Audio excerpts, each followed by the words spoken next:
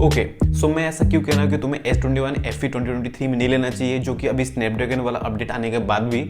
तो सबसे पहले देखो, इस फ़ोन की प्राइसिंग जब ये लॉन्च हुआ था तब तो ये बहुत ज़्यादा थी, लेकिन अभी इसकी प्राइसिंग जो करंटली तुम्हें मिलेगी वो 32,000 के अराउंड देने को मिलेगी। एंड वो किसी भी सेल में, किसी भी बेसिक सेल में ये 29,000 तक पहुँच जाता है, तो तुम इसे 29,000 में परचेस कर सकते हो। एंड 29,000 के लिए बहुत ही अच्छा डील है, बहुत ही फ्लेक्सिबल का डील है, लेकिन मैं फिर भी मना क्यों कर रहा हूँ।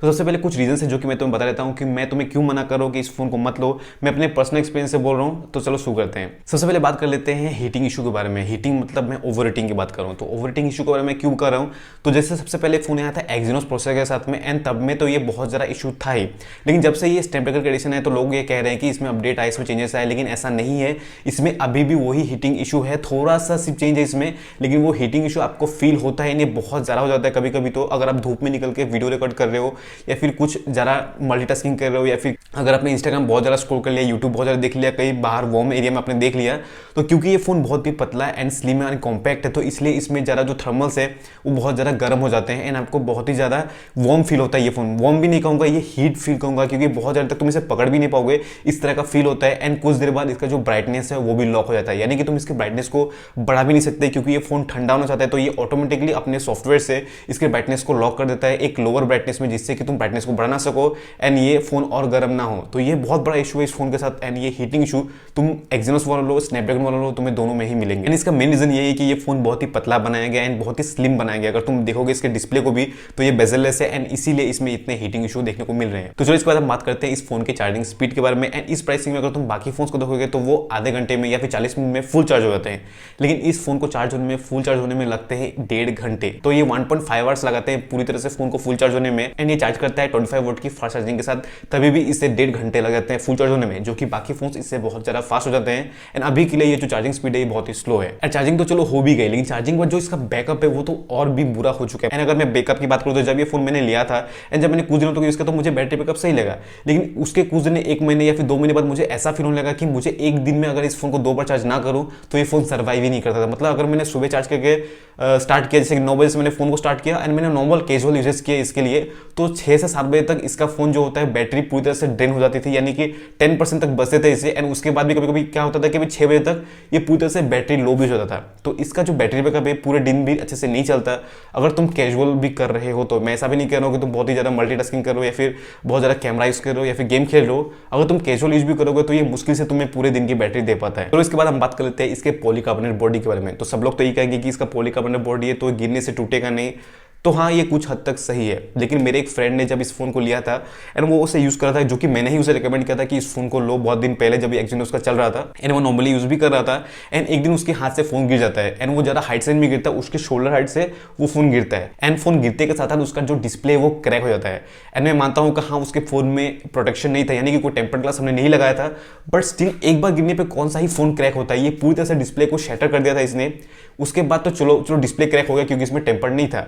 उसके कुछ दिनों बाद हमें ये पता चलता है कि इसका जो कैमरा है वो भी पूरी तरह से डैमेज हो चुका था एंड इसका जो मेन सेंसर था वो भी पूरी तरह से डैमेज हो चुका था। वाइड एंगल और टेलीफोटो परफेक्ट थे, लेकिन इसका जो मेन सेंसर था वो पूरी तरह से डैमेज हो चुका था, वो बिल्कुल भी फोकस नहीं कर पा रहा था एंड इसमें कुछ अलग से डर्ट आने लग गए थे जो कि उसके सेंसर को पूरी तरह से बर्बाद कर दिया था। एंड इसका रिपेयरिंग कॉस्ट भी बहुत ज़्यादा था।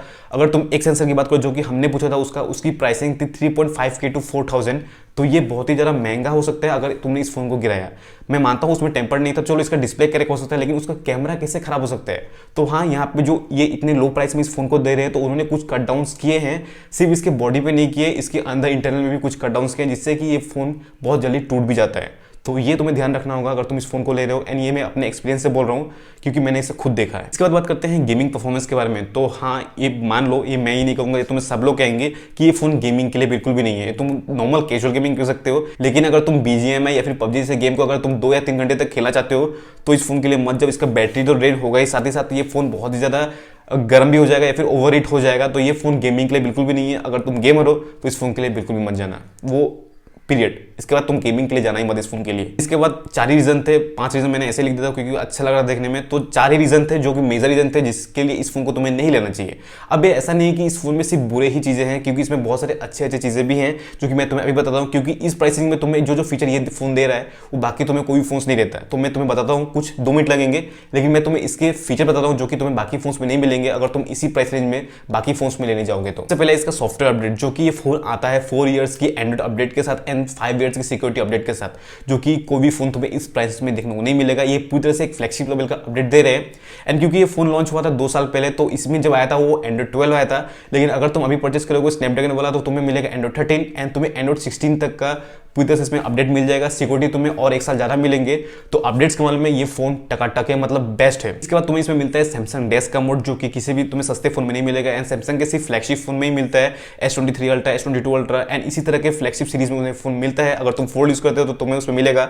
तो सैमसंग डेस्क क्या होता है कि तुम अपने फोन को किसी भी टीवी, वायरलेस टीवी से या फिर लैपटॉप से कनेक्ट करके वायरलेसली अपने फोन को पूरी तरह से एक डेस्कटॉप की तरह यूज कर सकते हो। एंड तुम्हारा एक अलग सा पर्सनल स्पेस होगा। तो ये एक बहुत ही प्रीमियम फीचर है जो कि तुम्हें इस फोन में मिलता है एंड तुम्हें इस प्राइस के बाकी किसी फोन में नहीं मिलेगा एक्सेप्ट मोटो। इसके बाद तुम्हें इस फोन में मिलता है wireless charging plus reverse wireless charging भी इस फोन में मिलता है। 15 वॉट की वायरलेस चार्जिंग मिलेगी एंड इसमें तुम रिवर्स वायरलेस चार्जिंग भी मिलता है, जिससे कि तुम अपने ईयरबड्स को या फिर फोन्स को चार्ज कर सकते हो या फिर अपने वॉच को भी चार्ज कर सकते हो, जो कि एक बहुत ही प्रीमियम फीचर है एंड तुम्हें बाकी किसी भी फोन में नहीं मिलेगा इस प्राइस रेंज में। इसके बाद बात करते हैं इस फोन के कैमरा के बारे में। एंड हैंड्स डाउन इस प्राइस रेंज में तुम्हें इससे अच्छा कैमरा किसी भी फोन में नहीं मिलेगा, तुम लिख के ले लो।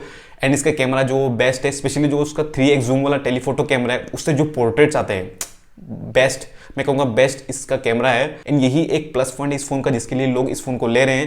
लेकिन जैसे कि मैंने कहा था कि इसका बिल्ड क्वालिटी उतना अच्छा नहीं है, तो तुम गिराओगे तो ये गिरेगा तो टूटेगा। इवन तुमने केस लगाया फिर भी, क्योंकि वो जो मैंने कहा उसमें उन्होंने केस लगाया था, फिर भी उसका कैमरा बुरी तरीके से खराब हो चुका था।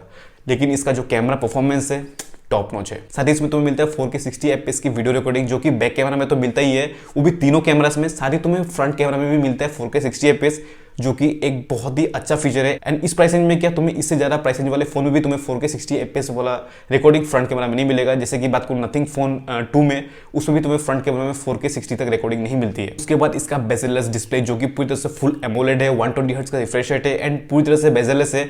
मीडिया कंज्यूमशन के लिए बहुत ही अच्छा है। तुम यूट्यूब देख रहे हो, नेटफ्लिक्स देख रहे हो, सारे कुछ रेस्ट्रिक्शन नहीं है, तुम आराम से मीडिया कंज्यूम कर सकते हो इस फोन में एंड इसके लिए ये बेस्ट है। साथ ही डिस्प्ले में तुम्हें मिलता है गोरिल्ला ग्लास विक्टर्स की प्रोटेक्शन, जो कि इस फोन को और स्ट्रॉन्ग बना देता है। बट जैसे मैंने कहा था, विक्टर्स प्रोटेक्शन हो या ना हो, तुम्हें टेम्पर्ड लगाना पड़ेगा, क्योंकि मैंने जैसा कहा था गिरते ही वो टूट गया था। तो तुम्हें टेम्पर्ड लगाना पड़ेगा, विक्टर्स की प्रोटेक्शन या फिर जिसकी प्रोटेक्शन हो, टेम्पर्ड तुम्हें लगा कर रखना है अपने फोन में। इसके बाद एक और प्रीमियम फीचर इस फोन में, that is the IP68 water and dust resistance, जो कि तुम्हें किसी फोन में नहीं मिलता। IP68 की रेटिंग, जिससे कि तुम इसे पानी में डुबा सकते हो या फिर डस्ट में भी आराम से लेके घूम सकते हो, तुम्हें इसमें कोई प्रॉब्लम देखने को नहीं मिलेगा। साथ ही ये फोन फील के मामले में बहुत अच्छा है। अगर तुमने इसे पकड़ा तो तुम्हें अच्छा फील होगा, क्योंकि ये बहुत ही lightweight and compact phone है। तो आई होप कि तुम्हें समझ में आ गया होगा कि तुम्हें इस फोन को लेना चाहिए या फिर नहीं लेना चाहिए। एंड अगर लेना चाहिए तो तुम्हें कौन कौन से प्रिकॉशंस रखने हैं, जैसे कि इसमें टेम्पर्ड लगा कर रखना है, फोन को गिरने नहीं देना है, अगर गिरता भी हो तो तुम्हें इसमें केस अच्छा लगा कर रखना है, जिससे कि तुम्हारा फोन प्रोटेक्टेड रहो अगर तुम इस फोन को लेते हो तो। आई होप कि तुम्हें वीडियो अच्छा लगा हो। वीडियो अच्छा लगा हो तो वीडियो को लाइक कर देना, चैनल को सब्सक्राइब कर देना, क्योंकि मैं तुम्हारे लिए ऐसे वीडियोस लाता रहता हूँ। तो मिलते हैं नेक्स्ट वीडियो में। Thank you.